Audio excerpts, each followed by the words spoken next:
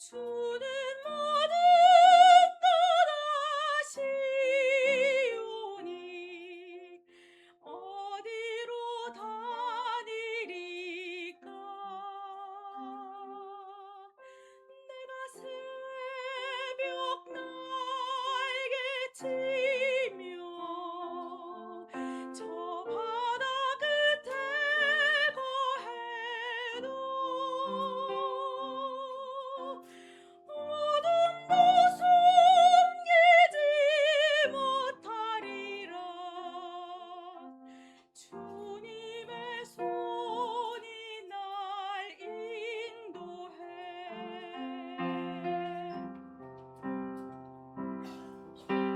주님은 내 모든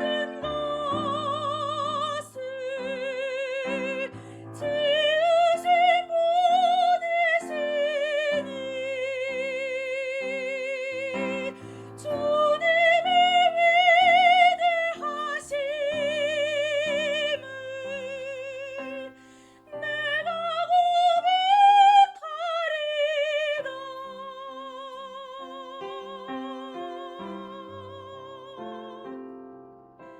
주의 신을 내가 떠나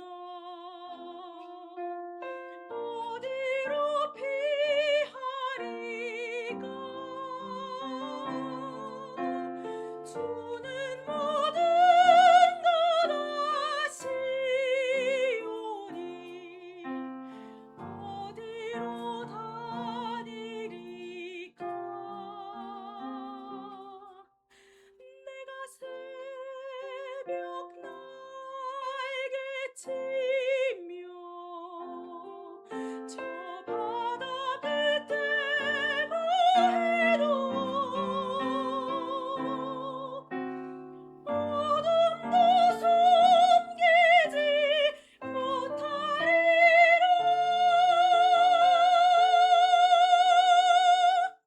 주님의 손이 날 인도해.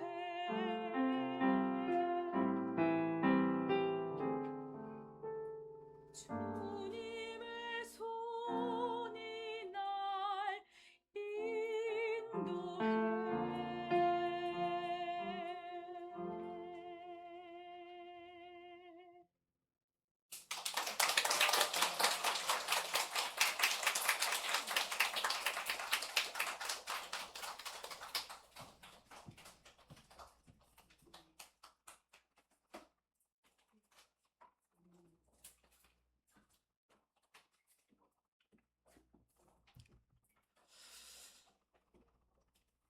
꾀꼬리 같은 목소리로 또 이렇게 감히 흉내조차 낼 수 없는 목소리로 특송을 해주셔서 정말 감사를 드립니다.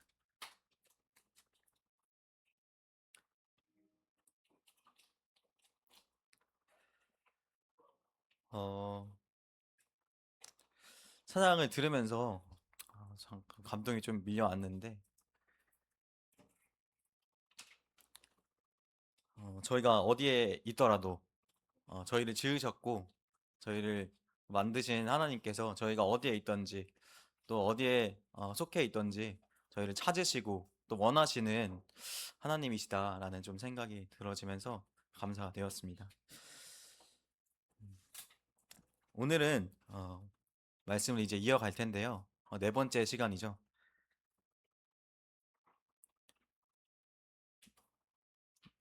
오늘은 창세기에 나타난 구원의 원리라는 제목으로 말씀을 전해주시게 됩니다. 그 구원의 이야기가 처음 시작되는 오늘 창세기 말씀을 통해서 말씀을 전해주시게 될 텐데요. 죄인된 저희 인간을 하나님께서 어떻게 어떤 방법으로 구원하시는지 함께 말씀을 들으시면서 생각해 보시면서 말씀을 들으셨으면 좋겠습니다. 네, 오늘 처음 오신 분들도 계시고 네 번째 계속 이어가신 분들도 계실 텐데요. 말씀 들으시면서 잘 들어주셨으면 좋겠습니다. 네, 말씀 듣는 시간 가지도록 하겠습니다. 잠시 기도하고 말씀 듣도록 하겠습니다. 저희를 창조하시고 또 이 자리에 불러주신 하나님 아버지 감사를 드립니다. 주님, 저희는 주님께서 창조하신 또 목적 아래 이 세상을 살아가고 있고 또 이 시간에 이 자리에 모으신 목적이 분명히 있음을 생각하고 보게 됩니다. 주님, 오늘 네 번째 말씀, 창세기에 나타난 구원의 원리에 대해 말씀에 대해서 듣게 됩니다. 주님, 그 말씀을 통해서 하나님께서 역사적으로 또 어떻게 어떤 인간들을 사랑하시고 구원하시는지 또 역사하시는지 저희가 말씀을 통해 귀 기울이고 생각해 보며 말씀을 듣기를 원합니다. 음, 처음 오신 분들 또 이어가시는 분들의 마음을 만져주시고 입술을 전하시는 형제님의 입술을 주장하여 주시기를 기도를 드립니다. 감사드리며 예수님 이름으로 기도드렸습니다. 네, 말씀 듣는 시간 가지겠습니다.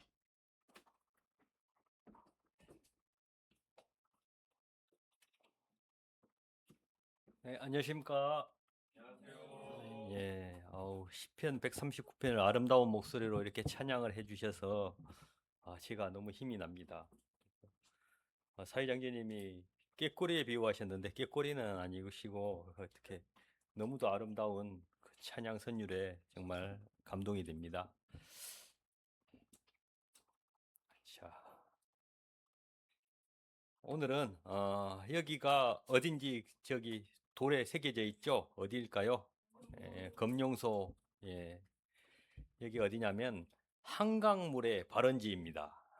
제가 이제 우리 아이들이 이제 어렸을 때, 지금 다 성인이 됐는데 어렸을 때 아이들을 데리고 갔던 곳인데 너무 좋습니다. 시간이 되시면 부모님과 또 가족과 함께 꼭 가보시기 바랍니다. 계곡에서 물이 그냥 콸콸콸 쏟아지는데 아주 장관입니다. 정말 물도 깨끗하고 볼만한 곳입니다. 참 이 물이 정말 하나도 오염이 되지 않고 우리가 한강까지 흘러간다면 참 우리가 바로 마실 수 있을 텐데 그런 생각도 해봤고요. 근데 만약에 이 근원이 되는 이 물이 오염이 돼서 흐른다면 어떨까요?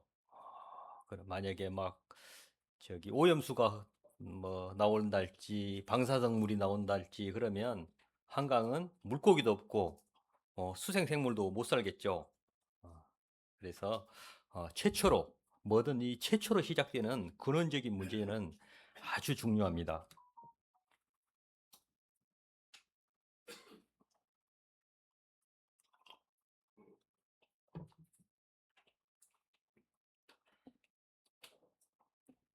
자, 제가 좋아하는 책 철로역정이라는 책이 있는데요. 그 책의 일부 내용을 제가 한번 읽어볼게요. 내가 어떻게 해야 구원 얻을까 하며 울고 있을 때 그는 전도를 만났다.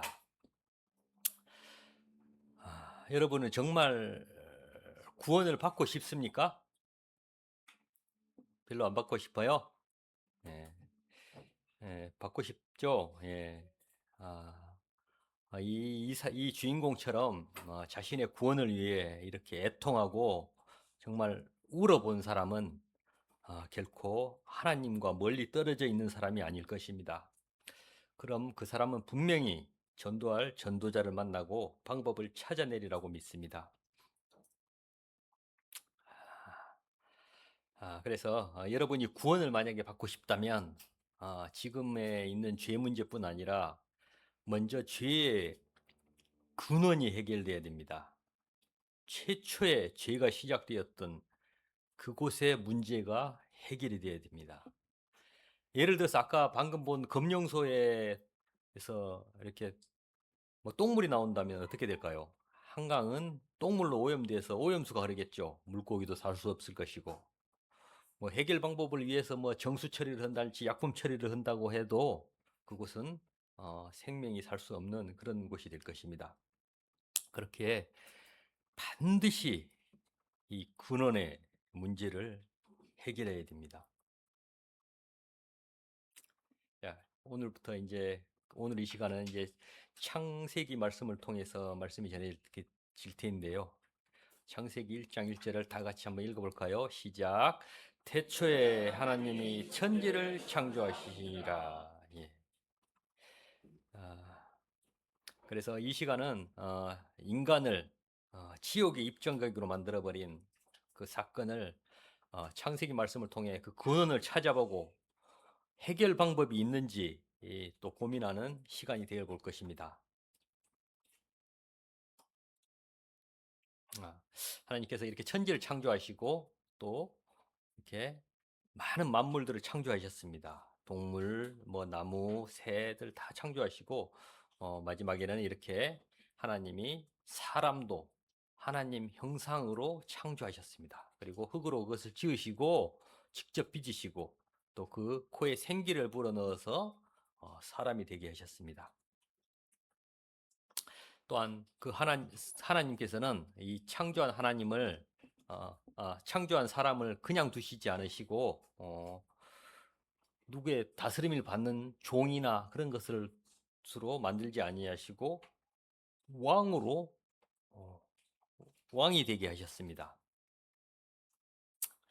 사람은 왕이 된 신분으로 이렇게 하나님이 창조하신 어떤 동물들이나 식물들 그런 것들을 잘 다스려서 하나님께 영광 돌리게 하고 또 사람에게 또 복이 되는 그런 존재였는데 우리 저기 창세기 1장 28절을 한번 같이 읽어볼게요. 시작.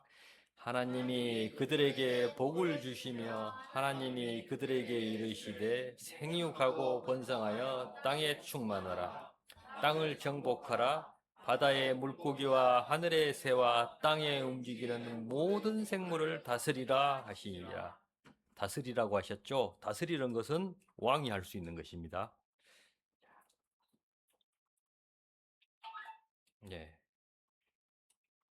그런데 여호와 하나님이 그 땅에서 보기에 아름답고 먹기 좋은 나무가 나게 하시니 동산 가운데는 생명나무와 선악을 알게 하는 나무도 있더라라고 창세기 2장 9절에 말씀하셨습니다. 이렇게 모든 것이 완벽하게 만들어진 그런 동산에서 동산 중앙에 이렇게 생명나무와 선악을 알게 하는 나무가 있었어요. 한 그루는 선악을 알게 하는 나무, 또 한 그루는 생명나무 이 두 개가 있었습니다. 자료가 없어서 제가 직접 그려봤는데 아주 잘 그렸죠. 거의 뭐 예술 작품에 준하는 수준 같습니다.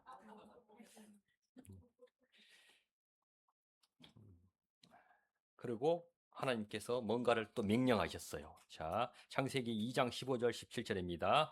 여호와 하나님이 그 사람을 이끌어 에덴 동산에 두어 그것을 경작하며 지키게 하시고 여호와 하나님이 그 사람에게 명하여 이르시되 동산 각종 나무의 열매는 네가 임으로 먹되 선악을 알게 하는 나무는 먹지 말라. 네가 먹는 날에는 반드시 죽으리라 하시니라. 예. 이 완벽한 이 낙원의 에덴 동산에 지켜야 할 규칙이 딱 하나가 있었습니다. 뭐죠? 선악을 알게 하는 나무는 먹지 말라. 하나님의 인도하심을 따라 살아야 하는 존재들이 선악을 안다는 것은 무슨 뜻일까요? 스스로 선악을 결정한다는 것입니다. 하나님께서 법이 아닌 게 됩니다. 이것을 불순종, 죄라고 합니다. 이 죄에 대해서는 우리가 너무 많이 들었죠. 그죠? 이 죄.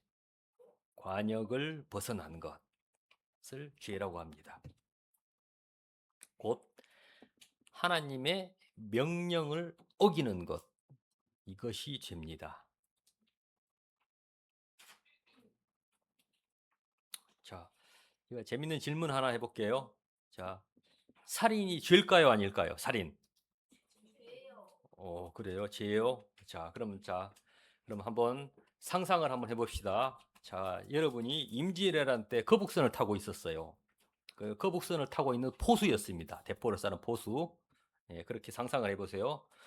그런데 이렇게 잘 있는데 갑자기 일본군들이 쳐들어왔어요. 근데 최고 높은 사람인 이순신 장군이 명령을 합니다. 대포를 쏴서 죽여라. 예, 저 두 사람 중 한 분이 자기라고 생각하고, 그래서 함부르는 이제 그 명령에 따라서 대포를 쏴서 일본군을 죽입니다. 그런데 다른 함부르가 이상한 행동을 합니다. 나는 살인이 죄이기 때문에 나는 살인을 못한다 라고 명령을 거역합니다. 누가 죄를 지은 걸까요? 예. 누가 죄인이라고 하죠, 여기서? 예. 최고 권력자의 법을 무시한 사람이 죄인이 되는 것입니다. 그래서 우리가 살인이 죄다 아니다 이전에 최고 높으신 하나님이 그 하나님의 법을 어기지 않았나 한번 생각해 보시기 바랍니다. 그럼 또다시 한번 물어볼게요. 여러분은 살인자입니까? 그래요. 예. 예. 자, 요한일서 3장 15절입니다. 자, 시작. 그 형제를 미워하는 자마다 살인하는 자니 살인하는 자마다 영생이 그 속에 있지 아니한 것을 너희가 아는 바라. 아, 신약 시대에 와서 하나님 말씀인 성경은 살인의 정의를 이렇게 정의해 주셨습니다.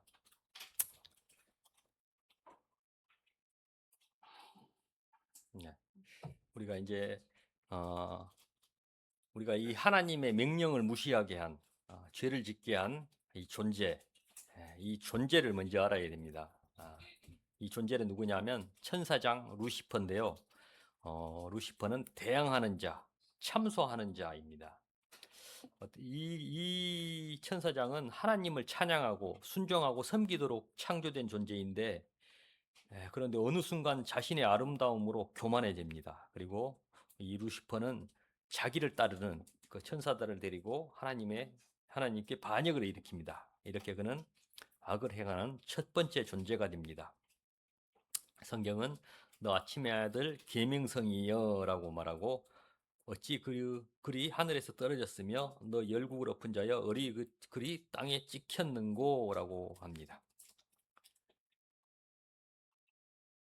그래서 그러나 이 반역도 이 모든 것을 아시는 하나님께서 이들의 반역을 아시고 하나님 계신 곳에서 내어 쫓기게 됩니다. 그래서 하나님을 대적한 루시퍼는 그 사단은 그를 추종한 천사들과 땅으로 내어 쫓기게 됩니다. 그리고 이들을 따르는 그 천사들은 사자들은 곧 귀신들입니다. 계시록 12장 9절 한번 볼까요? 큰 용이 내쫓기니 옛뱀 곧 마귀라고도 하고 사탄이라고도 하며 온 천하를 꿰는 자라. 그가 땅으로 내쫓기니 그의 사자들도 그와 함께 내쫓기니라.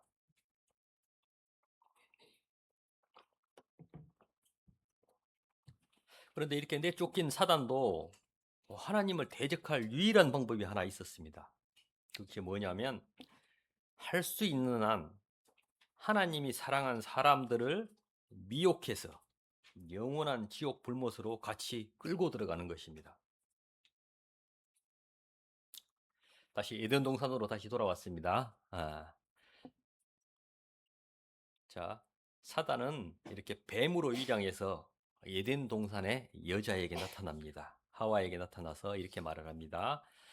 그런데 뱀은 여호와 하나님이 지으신 들짐승 중에 가장 강교하니라. 뱀이 여자에게 물어 이르되 하나님이 참으로 너희에게 동산 모든 나무의 열과를 먹지 말라 하더냐라고 물었습니다. 왜 아담이 없을 때 여자에게 왔을까요? 사단은 우리의 약점을 정확히 알고 있습니다. 뱀은 이렇게 아담에게 가지 않고 하나님의 명령을 정확히 알지 못하는 여자에게 와서 시험을 해봅니다. 창세기 3장 2절 4절에 보면 여자가 뱀에게 말하되 동산 나무의 열매를 우리가 먹을 수 있으나 동산 중앙에 있는 나무의 열매는 하나님의 말씀에 너희는 먹지도 말고 만지지도 말고 너희가 죽을까 하노라 하셨느니라. 그러자 뱀이 여자에게 이르되 너희가 결코 죽지 아니하리라 라고 말하고 있습니다. 자, 이렇게 이제 죄가 들어오는 계기가 됐는데요. 여기서 또 질문해 볼게요. 인간의 죄의 시점이 어디일까요? 1번 뱀에게 유혹을 받았을 때. 자, 2번 내가 이 선악과를 먹으리라 라고 결정을 했을 때. 세 번째 먹었을 때. 자, 1번 손 한번 들어보세요. 뱀에게 유혹받았을 때, 자, 내가 먹으리라고 결정했을 때, 2번, 오, 그래요? 오, 맞네. 3번 먹었을 때, 오, 예, 역시 우리 인덕원교회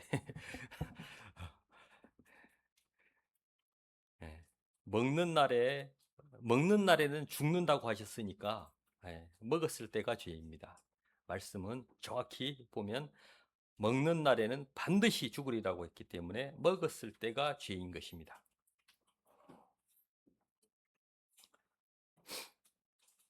그래서 창세기 3장 5절에 보면 너희가 그것을 먹는 날에는 너희 눈이 밝아져 하나님과 같이 되어 선악을 알 줄 하나님이 아심이라 라고 이 뱀이 유혹하는 말인데요. 인간도 이렇게 최종 목적지가 하나님과 같이 되는 것을 사단도 알고 정확히 그 부분을 공략을 합니다. 자, 창세기 3장 6절 7절을 같이 읽어볼까요? 시작. 여자가 그 나무를 본즉 먹음직도 하고 보암직도 하고 지혜롭게 할 만큼 탐스럽기도 한 나무인지라. 여자가 그 열매를 따먹고 자기와 함께 있는 남편에게도 주매 그도 먹은지라. 이에 그애들의 눈이 밝아져 자기들이 벗은 줄을 알고 무화과 나무 잎을 엮어 치마로 삼았더라. 이렇게 인간은 하나님의 명령을 어기고 말았습니다. 사람이 선악과를 먹는 순간 이제 그 후손인 우리들까지도 모든 사람에게 이 죄가 들어와 버리는 안타까운 사건이 벌어졌습니다. 영원히 살면서 하나님을 찬양하고 이렇게 왕으로 살아야 될 그 인간이 죄로 인해 사망까지도 이렇게 들어오게 됩니다. 근데 이제 7절에 보면 그런 인간은 이제는 수치를 가리기 위해서 뭔가를 해보려고 합니다. 무화과 나무 잎으로 치마를 엮어봅니다. 이것은 뭐냐면 이런 무화과 나무 잎은 인간의 노력이나 종교를 뜻합니다. 하나님을 떠난 인간은 어떤 종교나 어떤 종교에 대한 수행, 그 어떤 선행, 그런 착한 일들로 자신들을 포장하는 그런 존재가 됩니다.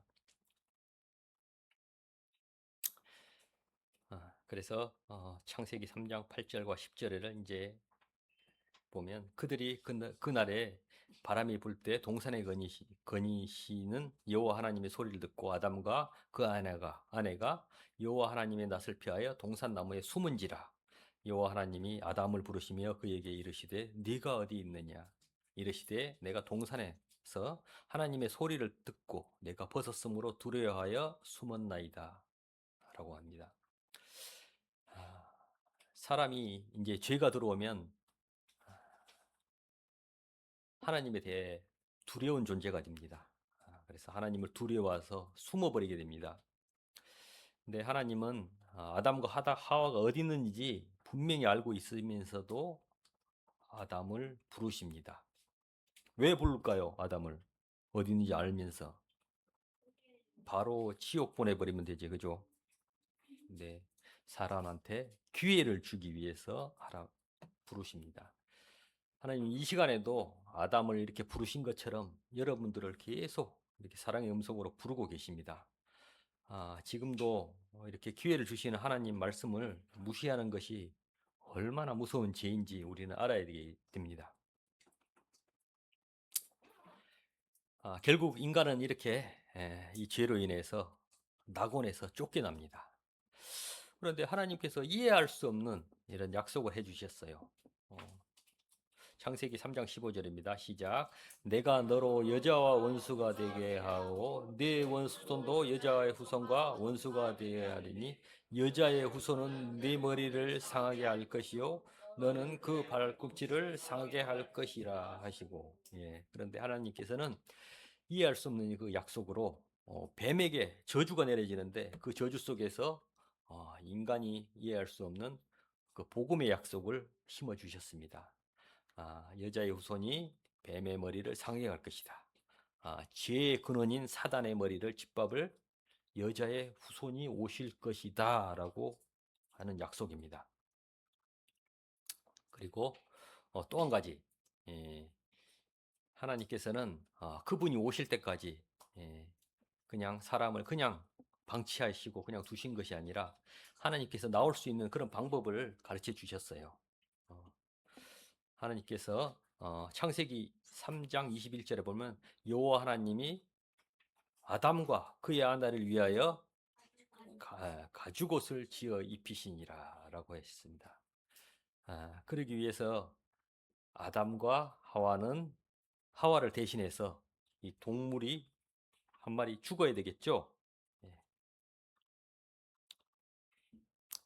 그렇게 해서 아담과 하와는 쫓겨나게 됩니다. 왜냐하면 태초부터 빛과 어둠을 나누신 하나님께서 죄는 분리해야 됩니다. 하나님께서 죄는 함께 하실 수 없기 때문에 아담과 하와를 에덴 동산에서 내어 쫓습니다. 100년도 못 사는 우리 인간이 100년을 살면서 얼마나 많은 죄를 짓다가 죽나요? 그죠? 만약 이들이 영원히 산다면 어떻게 될까요? 그 낙원은 지옥으로 변할 것입니다. 그러나 세 가지 약속을 해주십니다. 한 가지는 여자의 후손으로 올 구원자를 보내주시겠다 말씀하시고, 그리고 또 가죽옷을 지어 입힌 것을 통해서 다른 존재의 희생으로 인해 너희가 구원을 받을 수도 있다. 그것은 또 하나는 하나님께서 직접 하실 것이다.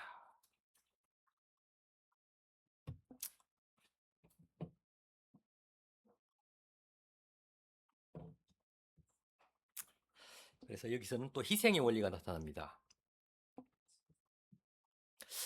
최초로 무지한 동물이 피 흘려 죽음으로써 타락한 인간의 유익이 됩니다. 이렇게 수치를 가리게 되는데요. 그리고 여기서 중요한 것은 털옷을 입으라고 하셨나요? 입혀 주셨나요? 네, 입혀 주셨습니다. 이것은 내가 뭔가를 해서 구원을 받을 수 있는 것이 아니라 우리의 구원도 오직 하나님께서 은혜로 이렇게 해 주신다는 뜻입니다. 다른 존재가 이렇게 희생이 되어서 하나님께서 우리를 구원해 주실 수 있다는 그런 의미입니다. 자, 우리 또 여기서 생각을 하면서 넘어가야 됩니다.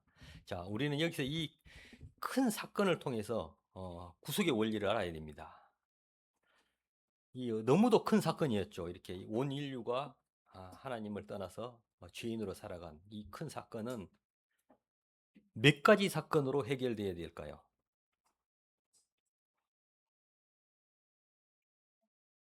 네, 맞습니다. 한 가지 사건이 일어나야 됩니다. 이 사건은 엄청 큰 사건이 일어나야 되겠죠.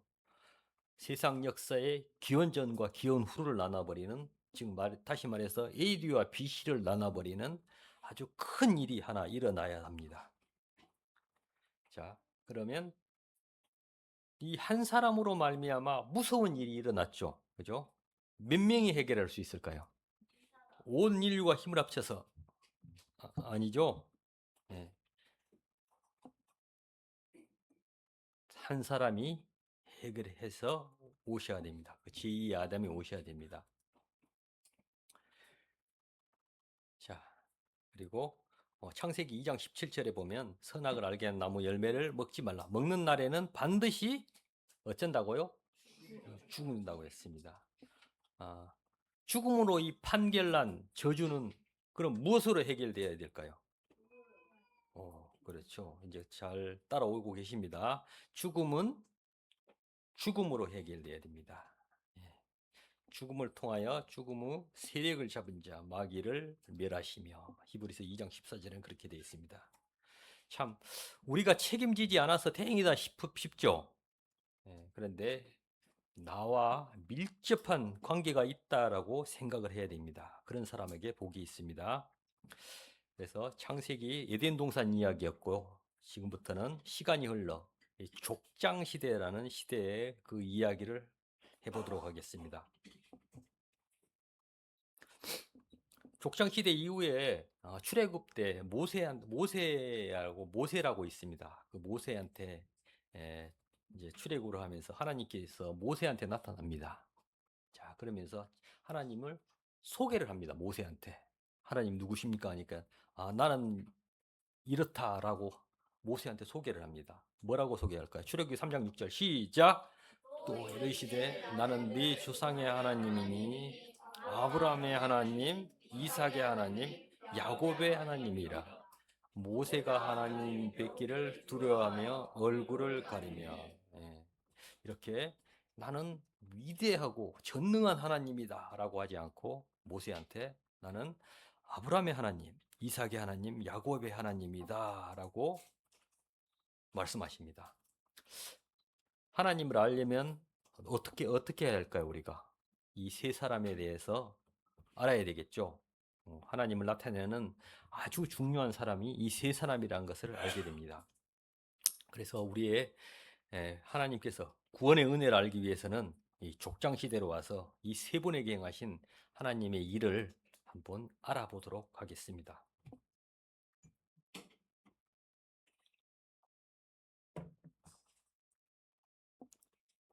자, 첫 번째 아브라함입니다. 예수님이 오시기 전에 2000년 전 사람입니다. 쉽게 이야기하면 우리 한국으로 따지면 뭐 당군 할아버지 정도 되는 그런 분입니다. 그런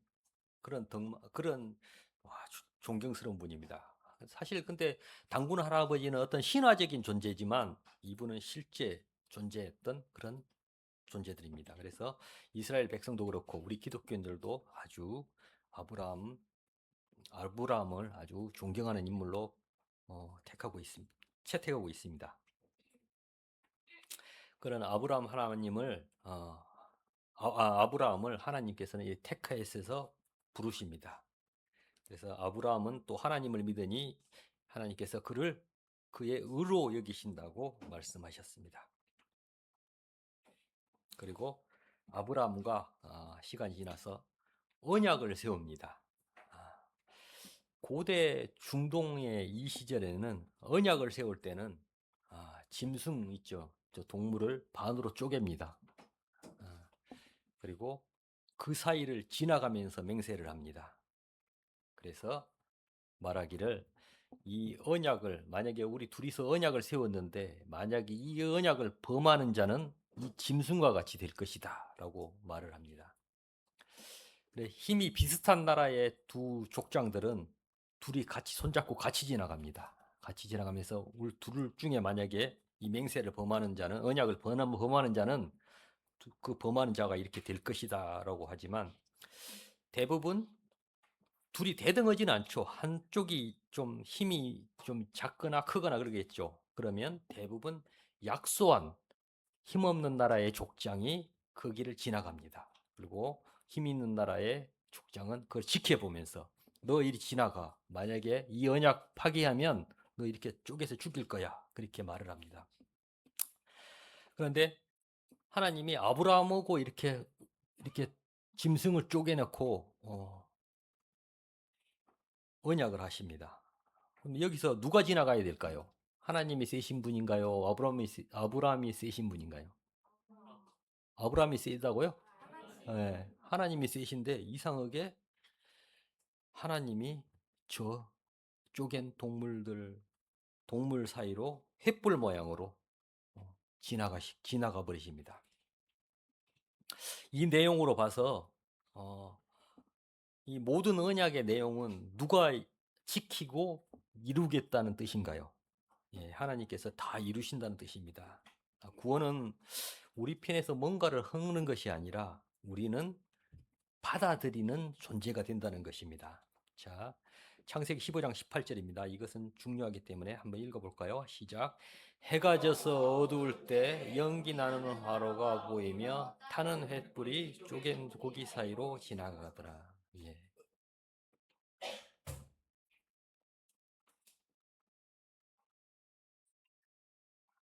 자, 그리고 갈라디아서 3장 8절입니다. 시작. 또 하나님이 이방을 믿음으로 말미암아 의로 정하실 것을 성경이 미리 알고 먼저 아브라함에게 복음을 전하되 모든 이방인이 너로 말미암아 복을 받으리라 하셨느니라. 예, 모든 이방인, 이스라엘이 아닌 우리 모든 이방인이 너로 말미암아 복을 받으리라. 이 뜻은 세상을 복되게 하시고 우리를 구원하실 그 구원자가 이 아브라함에게서 나오리라 그런 뜻입니다.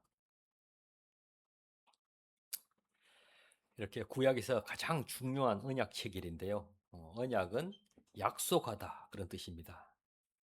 아, 우리를 창조한 하나님께서 피조물인 인간을 대표하는 그런 아브라함에게 약속을 발행해 주신 것입니다. 그리고 그것은 꼭 지키겠다고 언약까지 하셨습니다. 그리고 아브라함의 아들이 태어납니다. 이삭입니다. 아브라함이 100세, 아내인 사라가 90세. 아내인 사라가 90세면 이미 생리가 끊어진 할머니죠. 노할머니이신데 그런 하나님께서 나타나서 너희들한테 아들을 주겠다고 약속을 하십니다. 그리고 실제로 그 약속을 지켜서 이삭이라는 아들을 낳습니다. 이 이삭은 예수님을 상징한다고 보면 되는데요. 이렇게 이미 90세 된 할머니가 생리가 다 끊어지고 애를 낳을 수 없는 그런 상황에서 독생자인 이삭을 낳았어요. 그러면 여기서 우리가 봐야 될 것은 이 세상에 오실 구원자가 어떤 생물학적 그런 관계를 통해서 태어나는 것이 아니라 하나님의 방법으로 태어난다는 것을 우리는 알 수 있습니다. 자, 로마서 4장 19절 밑에 19절만 읽어보겠습니다. 시작. 그가 100세나 되어 자기 몸이 죽은 것 같고 사라의 태가 죽은 것 같음을 알고도 믿음이 약하여 지지 아니하니. 100세, 사라가 90세.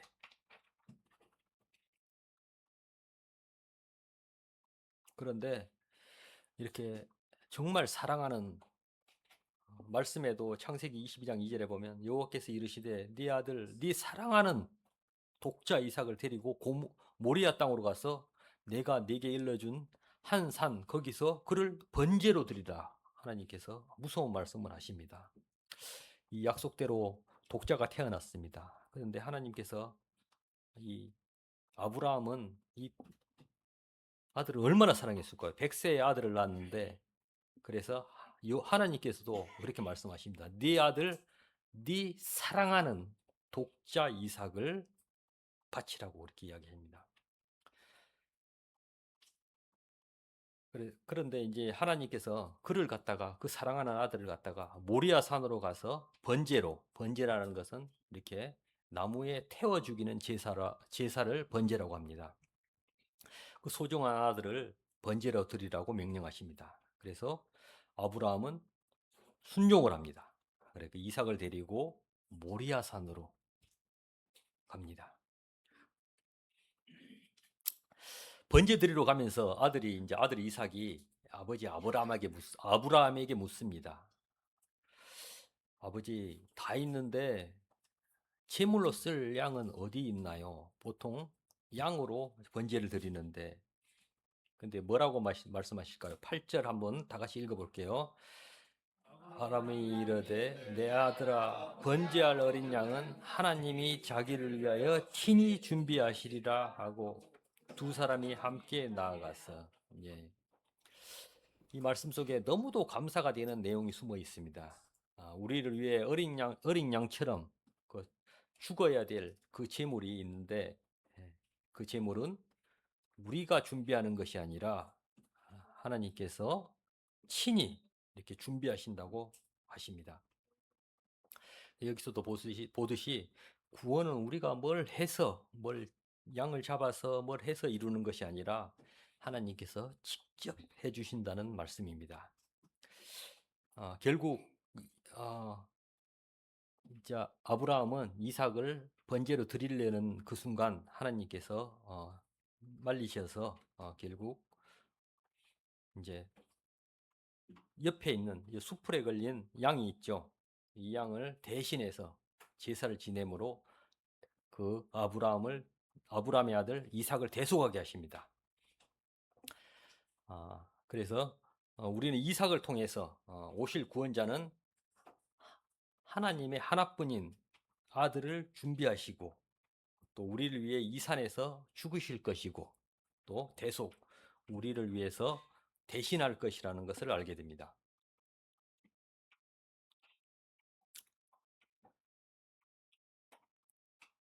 그 다음에 이분은 이삭의 둘째 아들인데요. 이삭은 쌍둥이를 낳는데 에서와 야곱을 낳습니다.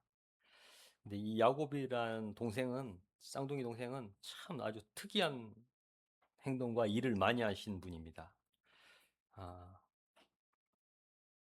쌍둥이 형의 에서의 허기를 배고픔을 이용해서 장자권 그 집안의 장자권을 빼앗기도 하고 눈먼 아버지를 속여서 아들에게 장자에게 갈 형의 복을 가로채기도 합니다. 그래서 이 일로 자기를 죽이려는 그 형을 피해서 자기 외삼촌 라반의 집으로 피신하기도 합니다.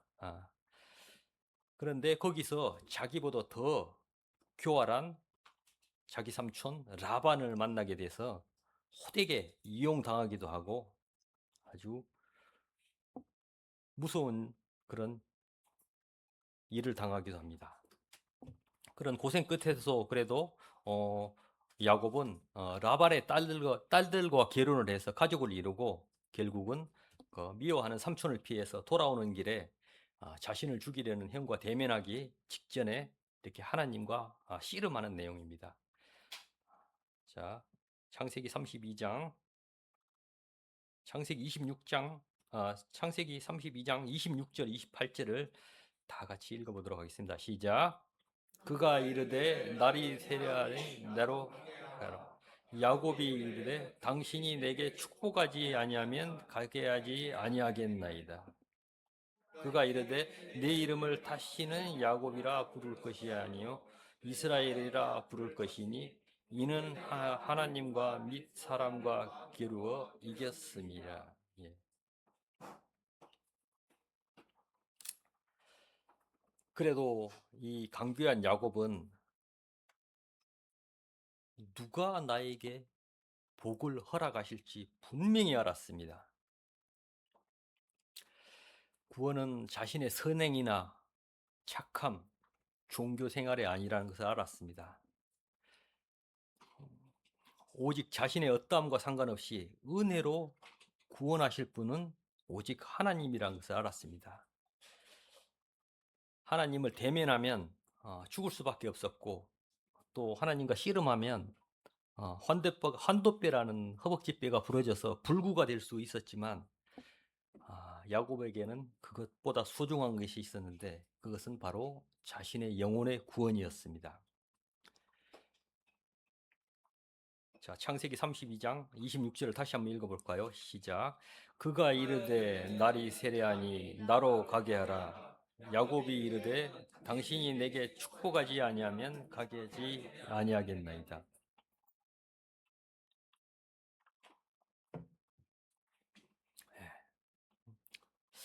참 야곱은 정말 어찌 보면 대단한 사람입니다. 저도 여러분한테 감히 말씀드릴 수 있는 것은 여러분이 정말 하나님 앞에서 자신의 구원 문제로 이렇게 하나님께 매달려 본 적이 있다면 하나님께서는 저 야곱이 했던 것처럼 결코 그런 자를 외면하지는 않으실 것입니다. 자, 마태복음 16장 15, 17절입니다. 시작. 이르시되 너희는 나를 누구라 하느냐? 시몬 베드로가 대답하여 이르되 주는 그리스도시요 살아계신 하나님의 아들이시니라. 예수께서 대답하여 이르시되 바요나 시몬아 네가 복이 있도다.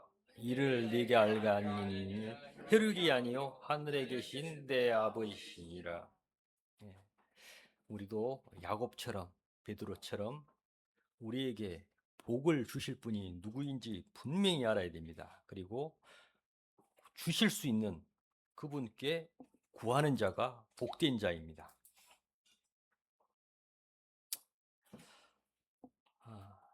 알았으면 이제 중요한 것은 여러분이 정말 그 복을 갈구하느냐입니다. 야곱처럼 정말 모든 것을 걸고 하나님과 씨름하며 갈구하느냐입니다. 야곱을 보면 저는 야곱을 보면서 야곱의 어떤 영웅적인 모습은 단 한 군데도 나오지 않습니다. 이 도덕적인 면도 단 한 군데도 나오지 않고 오히려 미련하고 교활하고 사악한 모습만 나옵니다. 어찌 보면 우리처럼. 그런데도 하나님은 그에게 은혜를 베푸셨습니다. 그럼 우리 같은 자들에게도 은혜를 베푸실 수 있다는 것입니다.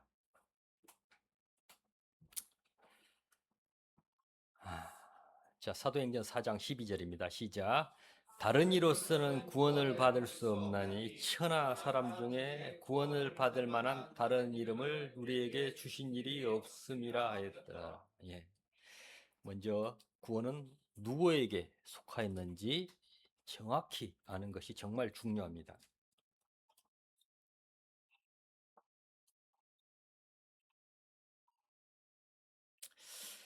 자, 요한복음 8장 56절에 보면 예수님이 이제 유대인들한테 이렇게 말씀하십니다. 너희 조상, 예수님이 아브라함 후대에 2000년 후에 오신 분입니다. 그런데 그 유대인한테 자, 이야기를 합니다. 너희 조상 아브라함은 나의 때 볼 것을 즐거워하다가 보고 기뻐하였느니라 라고 말씀하십니다. 아브라함과 이삭과 야곱은 앞으로 2000년 후에 누군가가 오실 것인데 그분이 오셔서 자기들한테 발행했던 그 약속금 값을 다 갚을 분이 오실 것이라고 알았습니다. 그리고 그 사실을 알고 너무너무 기뻐했습니다. 이분들은 2000년 후에 오실 그 구원자를 바라보고 기뻐하고 있고 우리는 어떤가요? 2000년 전에 오신 그 구원자를 보고 기뻐하는 사람들입니다.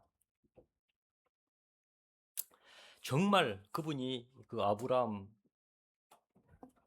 하셨던 그 말씀처럼 2000년 후에 오셔서 다 계산하셨을까요? 자, 요한복음 19장 30절입니다. 시작.